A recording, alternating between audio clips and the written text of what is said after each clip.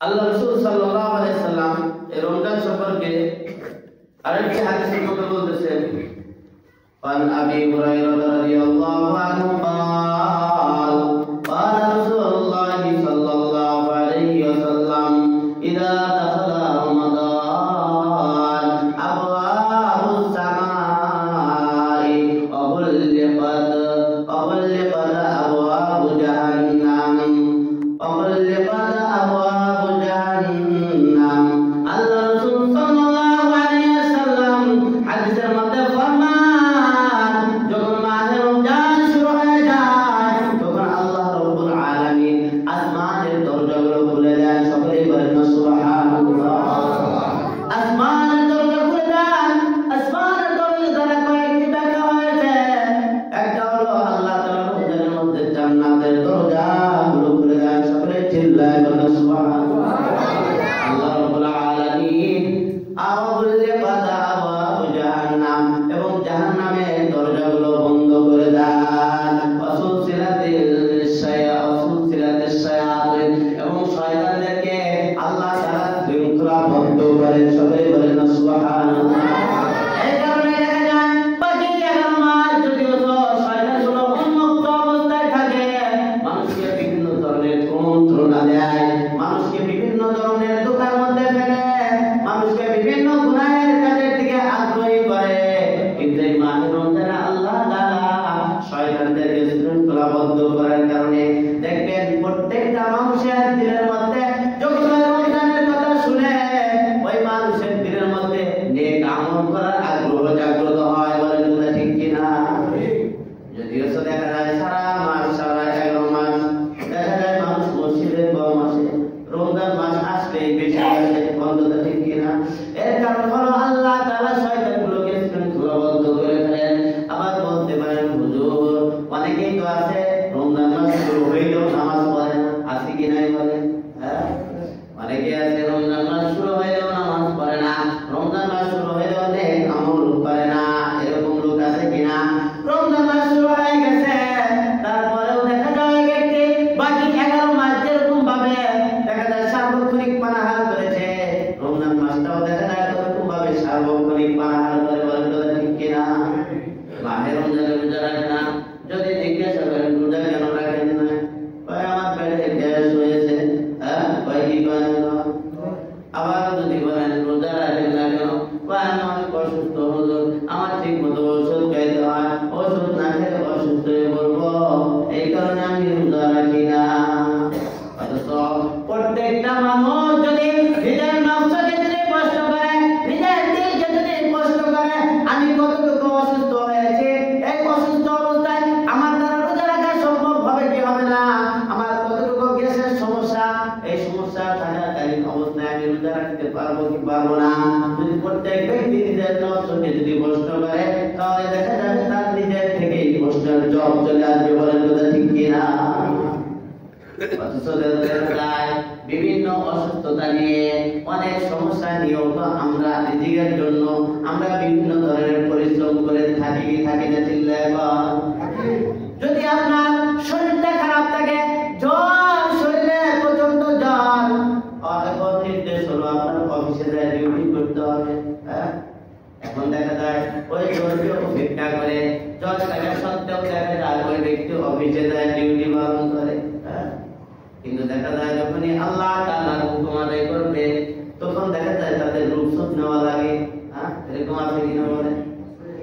তো এই রমজান মাসেও যারা এরকম ভাবে গুনাহের মধ্যে লিপ্ত থাকে, এর আরো একটি কারণ হলো বাকি 11 মাস এই গুনাহের সাথে অভ্যস্ত থাকার কারণে, বাকি 11 মাস যে ওই ব্যক্তি গুনাহের সাথে লিপ্ত থেকেছে, এর ফলে তার হৃদয়ে কলবে যে দাগ লেগে গেছে, এই দাগটা লাগার কারণে দেখা যায় ওই বাকি 11 মাস যে গুনাহে অভ্যস্ত ছিল, এই অভ্যস্ততা ওই ব্যক্তির মধ্যে এই রমজানেও থেকে যায়। যদিও শয়তান শৃঙ্খলাবদ্ধ থাকে, তার যে নিয়মিত অভ্যাস, ওই অভ্যাস অনুযায়ী দেখা যায় এটাও তার ওই গুনাহের কাজ চালু থাকে। বলবেন হুজুর কিভাবে? আপনি দেখেন যদি আপনি নিয়মিত কি করেন, ইস্তেঞ্জা করেন, দেখা গেল ঘুম থেকে উঠে পোশাক করেন, দেখবেন প্রত্যেক দিনই ঘুম থেকে উঠে আপনার পোশাকের সাথে কোন কথা ঠিক কিনা? আবার যদি দেখা যায় সকাল 8টা থেকে নিয়ে 8:30 পর্যন্ত যদি দেখা যায় প্রত্যেক দিন আপনি কাজাতুল হাজত সারেন, টয়লেট করেন, দেখা যাবে প্রত্যেক দিনই ওই টাইমে টয়লেট সাফ দেন। কথা বলেন ঠিক কিনা? অনুরূপ ভাবে বাকি 11 মাস বান্দা যখন গুনাহের কাজের সাথে লিপ্ত থাকে, ওই বাকি 11 মাস গুনাহের কাজের সাথে লিপ্ত থাকার কারণে শয়তান শৃঙ্খলাবদ্ধ থাকা সত্ত্বেও ওই ব্যক্তির দেখা যায় ওই গুনাহের অভ্যাস যায় না। যখন রমজান ছিল না দেখা যাইত কি করতো, নামাজ ছেড়ে দিত। এখন রমজান আসলেও নামাজ পড়তে ইচ্ছা করে না। আবার দেখা যাইত বাকি 11 মাস জিকিরের অভ্যাস করে নাই, এখন রমজান আসলেও জিকির করতে অভ্যস্ত নয়, ইচ্ছা করে না।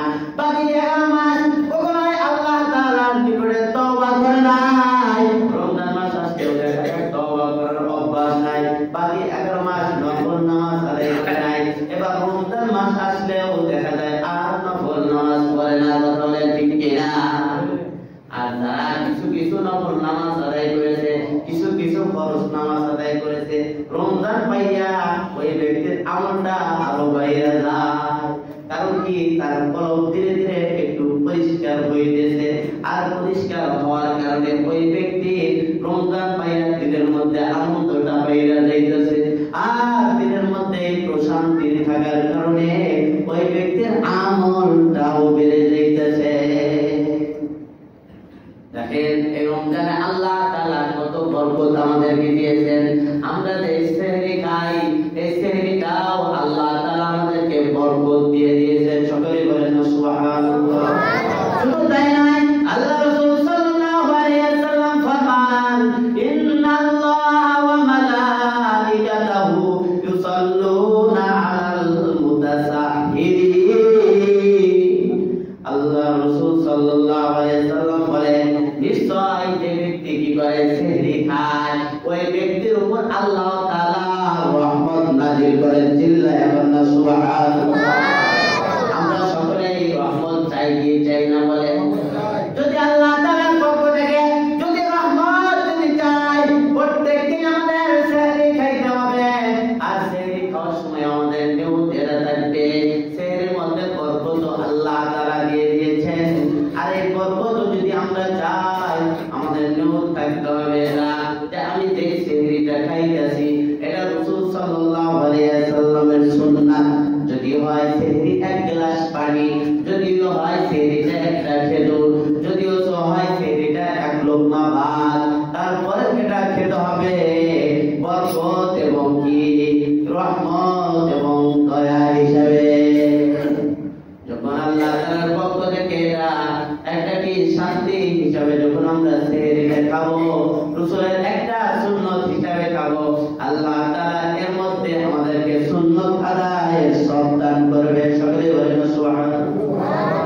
আবার অনেক সময় হয়ে যায়, দেখা যায় হয়তো ঘুমের কারণে জাগ্রত হইতে দেরি হয়ে গেছে, হয় কি হয় না? এবার যখন সূর্য উঠছে, সূর্য ওঠার পরে আমাদের মাস তো রোজার মাস, সূর্য তো পূজা করতে হবে, সেই টাইম শেষ হয়ে গেছে। এখন কি করবো? হ্যাঁ, খাবো কি খাবো না? অনেকেই আছে মাসালা না জানার কারণে যাই সদর তুইছে এখন খাই আমি কিছু নাকি। হ্যাঁ, কিন্তু এই সময় কি করবেন না, কোন প্রকারের খাবার খাবেন না, শুধু নিয়ত করে দিবেন যে হ্যাঁ আমি কি করলাম, আজকে পূজা হইল। শুধু নিয়ত করলেই হয়ে যাবে। আর যদি পানাহার করেন সেই ক্ষেত্রে কি রোজা হবে না। এই কারণে আরেকটা মাসালা হলো যে সেহরি সময় শেষের দিকে খাওয়া কি, যখন সেহরির সময় শেষ লগ্নে শেষের দিকে আসে, ওই সময় খাওয়াটা সেহরি খাওয়াটা বেশি হবে। আবার কোনো ব্যক্তি যদি আগে খেয়ে ফেলে, তারপরে মাসালা হলো সেহরি আগে খাইলেও, অর্থাৎ সেহরির টাইম শেষ হওয়ার আগ পর্যন্ত কি করা, কিছু কিছু জিনিস খাওয়া, কিছু কিছু খাদ্যদ্রব্য খাওয়ার উপরে থাকা, এটাও অনেক সবে। আবার যখন দেখা যাবে ইফতারের সময় হয়ে যাবে, বান্দা ইফতার খাবে, এই ইফতার খাওয়াটাও কি মনে করবে রাসূলের সুন্নাত হিসেবে খাবে। হতে পারে সেটা একটা খেজুর, হতে পারে 1 গ্লাস দুধ, হতে পারে 1 গ্লাস পানি, হতে পারে অন্য কোনো খাবার। দেখা গেল সবচাইতে উত্তম হলো খেজুর দ্বারা ইফতার করা। যারা ইফতার করে। তো দেখা গেল আমরা এই সময় দেখি এই ইফতার করবো, এখানেও কি করতে হবে? রাসূলের একটা সুন্নতের নিয়ত করতে হবে। আর যখন ইফতারের সময় হয়ে যাবে, ইফতারের সময় বলে আর বিলম্ব না করা, ইফতারের সময় হওয়ার সাথে সাথে ইফতার করা, এটা অনেক সবের বিষয়। এই কারণে আমরা কি করব? এই মাহে রমজানকে পাইয়া এই সকল সব অর্জন করব, সাথে সাথে নিজের দিলকে পাক রাখব এবং কি সমস্ত গুনাহের কাজ থেকে বিরত থাকব, সকল প্রকারের গুনাহের কাজ প্রত্যাহার করে দেব। শুধু এটা রমজানের জন্য না, রমজানের পরের জন্য চিল্লায় কথা বল নাকি? তার মানে বুঝা যায় আমরা গুনার উপরে থাকবোই, হুজুর কইতেছে গুনাহ ছাড়বো না নাকি? হ্যাঁ, কথা বলেন, আওয়াজ করেন। এটা শুধু রমজান মাসের জন্য নয়। দেখবেন যদি কোনো ব্যক্তি মাহে রমজানে যদি কি করে, পুরা রমজান মাস 5 ওয়াক্ত সালাত আদায় করেছে, মাহে রমজানের রোজাগুলো রেখেছে, মাহে রমজানের তারাবির নামাজগুলো পড়েছে, দেখবেন রমজানের পরে ওই ব্যক্তির মধ্যে এই অভ্যাস অব্যাহত থাকবে। বলেন তো ঠিক কি? ওই অভ্যাস অব্যাহত থাকবে। প্রত্যেকদিন সেই খাওয়ার সময় যখন সজাগ হইতো, দেখবেন রোজা দেওয়ার পরে ওই টাইমে সজাগ হয়ে যাবে। সজাগ হয়ে আর ওই বান্দা বসে থাকতে পারবে না। যে বান্দা রমজান থাকাকালীন সময়ে সেহরি খাওয়ার জন্য উঠে তাহাজ্জুদের সালাত আদায় করেছে, রমজানের বাইরেও দেখা যাবে ওই ব্যক্তি এই তাহাজ্জুদের সময় যদি সজাগ হয়, তার দিনটা চাইবে আমি পুরো 1 মাস যেরকম তাহাজ্জুদের সালাত আদায় করলাম, কিভাবে আজকে এই সালাত ছেড়ে দিব, তাহাজ্জুদের সালাতটা আদায় করে ফেলি। এই কারণে মাহে রমজানে এটাকে অভ্যস্ত করা। যেহেতু আল্লাহ তাআলা মাহে রমজানকে উদ্দেশ্য করে আসমানের দরজা সমূহ খুলে দিয়েছে, বান্দার জন্য সব চাইতে কল্যাণকর বিষয় হলো বান্দা কি করবে? মাহে রমজানে তার গুনাহ আল্লাহ তাআলা থেকে মাফ করে। মাহে রমজানে বেশি বেশি কি করা? ইবাদত বন্দেগী করা, আল্লাহ তাআলার থেকে বেশি বেশি গুনাহ থেকে পানাহ চাওয়া, বেশি বেশি তাওবা করা, নিজের গুনাহ খাতা মাফ করানো, এটা হবে মুমিনের জন্য 1 নাম্বার কাজ। আর যদি দেখা গেল এই রমজান পাইয়াও যদি নিজের গুনাহ খাতা যদি যে মাফ না করাইতে পারলো, ওই ব্যক্তির মতো হতভাগা আর কোনো ব্যক্তি হতে পারে না। এই কারণে যেহেতু আমাদের আগামীকাল হতে হয়তো ইনশাআল্লাহ যদি চাঁদ দেখা যায়, আগামীকালই হয়তো আমাদের কি হবে? প্রথম তারাবি হবে। সেজন্য আমরা এখন থেকে কি করি? প্রস্তুতি নেই। মাহে রমজানে প্রত্যেকটা রোজা, প্রত্যেকটা রাত্র, প্রত্যেকটা সময়, প্রত্যেকটা সেকেন্ডকে আমরা সওয়াবের কাজে লাগাবো। প্রস্তুত আছি তো ইনশাআল্লাহ? আল্লাহ তাআলা আমাদের প্রত্যেককে যেন কি করেন? এই মাহে রমজানে বেশি বেশি ইবাদত বন্দেগী করার তৌফিক দান করেন। সকলে বলি আমিন। আরেকটা বিষয় হলো দেখা যায় মাহে রমজানে আমাদের অনেক সময় কি ভুলের কারণে খাবার কি হয়? মুখে চলে যায়। হ্যাঁ, দেখা যায় রোজা হয়েছে তো, কিন্তু 11 মাস খাওয়ার পরে কি ছিল, হঠাৎ করে রোজা 1 মাস, প্রথম কয়েকদিন হবে, 2-4 দিন গেলে আবার এমন হবে, দেখা গেল হয়তো ভুলে কোনো একটা খাবার খেয়ে ফেলছে। যখন খাবারটা খাইলেন, খাওয়ার পরে আপনার স্মরণ হয়েছে কি আমি তো রোজা, তো এরপর থেকে আর কোনো খাবার খাওয়া যাবে না, আপনার রোজা কোনো ক্ষতি হবে না, আপনার রোজা পূর্ণ হয়ে যাবে। সকলে বলেন আল্লাহ তাআলা আমাদের জন্য কত সহজ করে দিয়েছেন। অনুরূপভাবে দেখা গেল আপনি খাবারটা মুখে দিচ্ছেন, সাথে সাথে স্মরণ হয়েছে আপনি রোজা, সাথে সাথে খাবারটা কি করবেন? ফেলে দেবেন ইনশাআল্লাহ। যদি আমরা এই আমলের উপরে থাকি, আবার অনেকেই অনেক সময় হতে পারে খাইয়া বাড়াইছি, রোজা তো ভাঙিয়ে গেছে, আর উপবাস থেকে খাই পরে খাই, রোজা সেটা নষ্ট হয়ে গেছে, কিন্তু এরকম করবেন না। তারপরে রোজা হয়ে যাবে। এটা একটা মাসালার বিষয়, জানার বিষয়।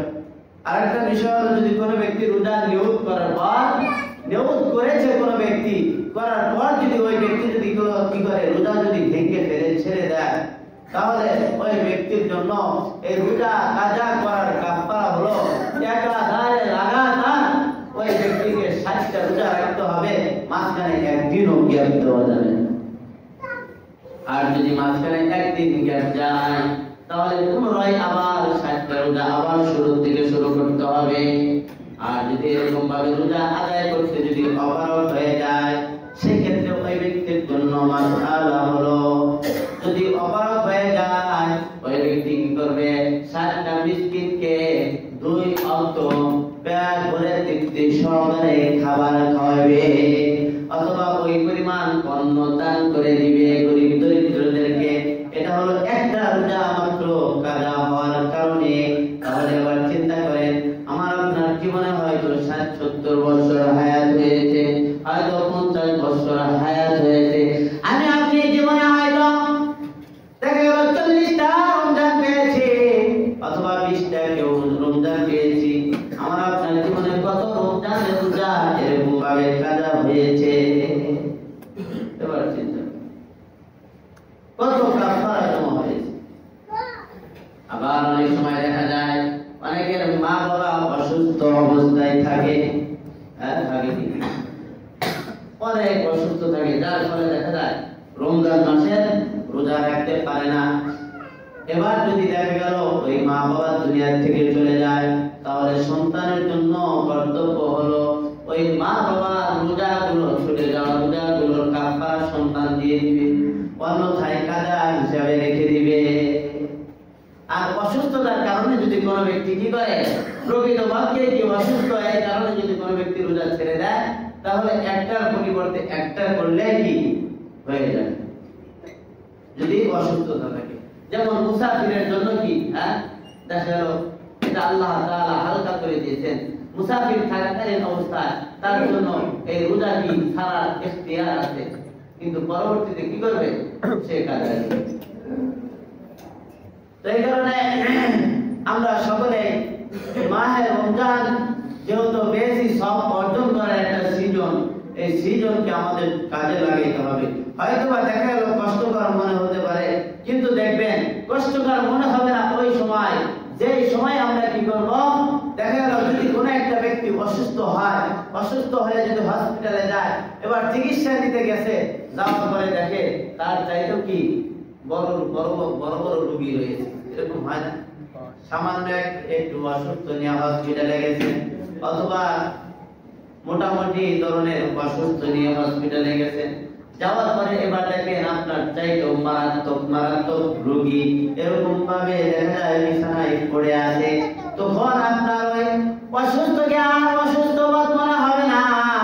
অনুরূপ ভাবে দেখা গেল আপনি একজন অভাবী ব্যক্তি, দেখা গেল আপনি আরেকজন ব্যক্তির নিকটে গিয়েছেন, দেখা যায় আপনি দৈনিক 3 বার ঠিক মতো খাইতে পারেন, আবার যখন আরো একজন অভাবী ব্যক্তির নিকটে গেলেন, দেখেন ওই ব্যক্তি দৈনিক 1 বার খানা খায়, এবার যখন ওই ব্যক্তির নিকটে যাইবেন তখন আর আপনাকে নিজেকে আর অভাবী মনে হবে না। বলেন তো ঠিক কিনা? কারণ আমি তো 3 বার খাইতে পারতেছি, আমি যার নিকটে গেলাম সে দেখা যায় কি 1 বার খাইতেছে তিনি, তাহলে তার চেয়ে তো অনেক ভালো, আলহামদুলিল্লাহ। বলেন এরকম হবে কিনা? এই কারণে আল্লাহ তাআলা বলেন, ইয়া আইয়ুহাল্লাযীনা আমানু কুতিবা আলাইকুমুস সিয়াম কামা কুতিবা আলাল লাযীনা মিন ক্বাবলিকুম লাআল্লাকুম তাত্তাকুন। সকলে বলেন আল্লাহ।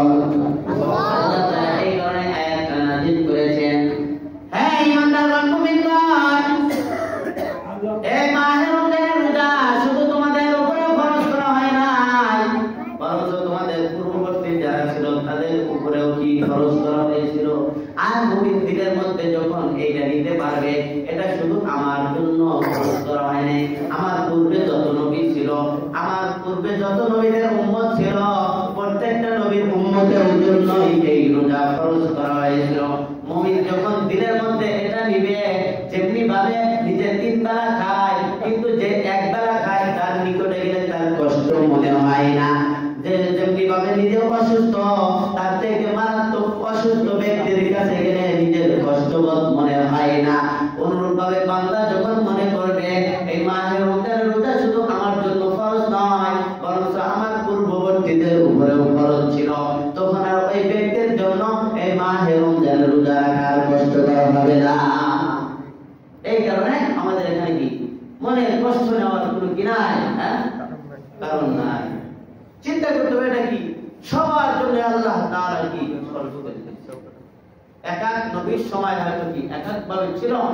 নামাজও আমাদের নবীর থেকে শুরু নয়, বরঞ্চ আমাদের নবীর পূর্বে যত নবী ছিল তাদের জন্য কি নামাজ ফরজ ছিল।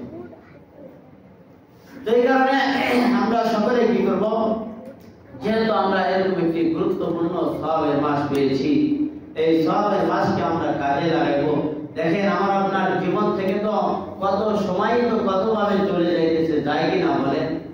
দেখা যায় যদি আপনি যদি সাহিত্য করে বসি, বিভিন্ন গল্প গুজবের মধ্যে থাকি, ওই সময় আমার আপনার জীবনের সময়গুলো পার হয়ে যায়।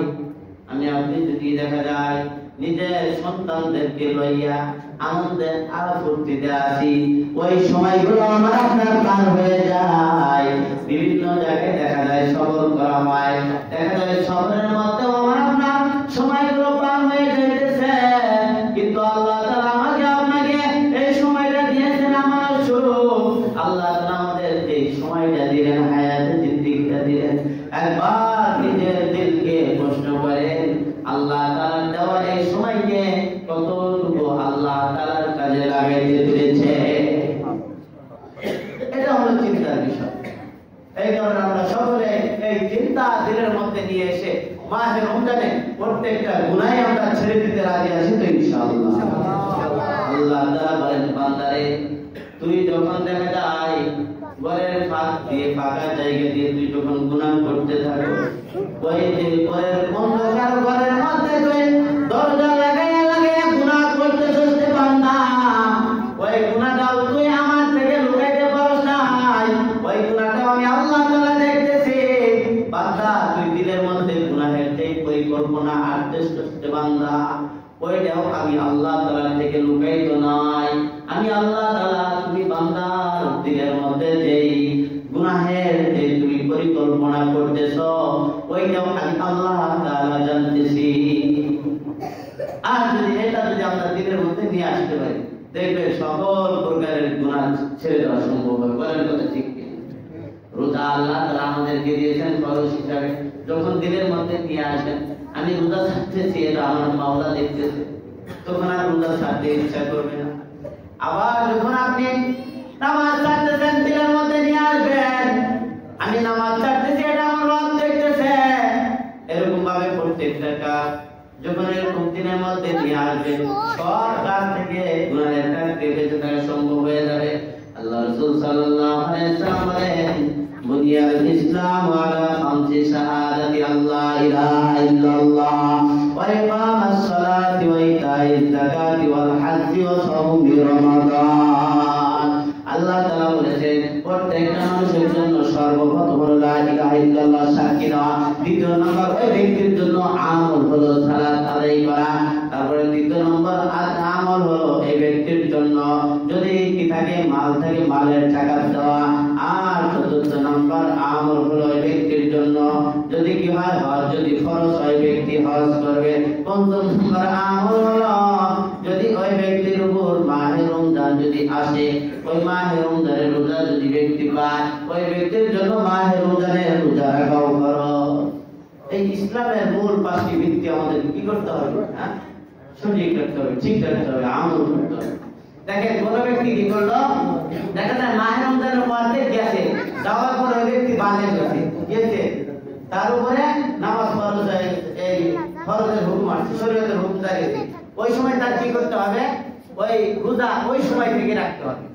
আবার যদি কোনো ব্যক্তি অসুস্থ, 3-4টা রোজা গেছে, যাওয়ার পরে সুস্থ হয়েছে, ওই সময় থেকে তার কি করতে হবে? রোজা রাখতে শুরু করতে হবে। এই সকল মাসলা মাসাইল জেনে আমাদেরকে আমল করতে হবে। আল্লাহ তাআলা যেন আমাদের প্রত্যেককে যে সকল কথা বলা হলো প্রত্যেকটি কথার প্রতি আমল করার তৌফিক দান করেন সকলে বলে আমিন। আমরা যারা কবুল তোমার সাহেব সুন্নাহ পড়তে